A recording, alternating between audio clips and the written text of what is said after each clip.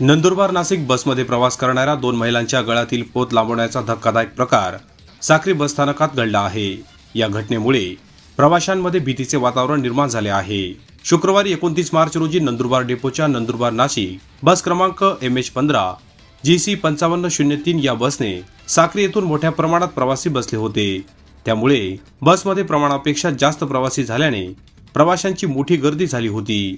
या गर्दीचा फायदा घेत अज्ञात चोरट्यांनी मीराबाई बेनुस्कर पिंपळनेर व शिलाबाई देसाई पिंपळगाव खुर्द या महिला प्रवाशांच्या गळ्यातील सोन्याचे मंगळसूत्र चोरून नेले।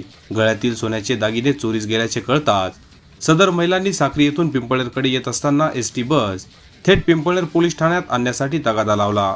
त्यानंतर बस चालक स्वप्नील बोरसे व वाहक राहुल चौधरी यांनी पिंपळनेर पोलीस ठाण्यात बस आणली। पिंपळनेर पोलिसांनी काही प्रमाणात बसमधील प्रवाशांची व साहित्याची तपासणीची औपचारिकता पूर्ण केली। विशेष बाब म्हणजे ज्यांचे दागिने चोरीला गेले आहेत त्यांनाच महिला प्रवाशांची व साहित्यांची तपासणी करावी लागली, तर पुरुषांची व त्यांच्या साहित्यांची तपासणी पिंपळनेर पोलिसांनी केली।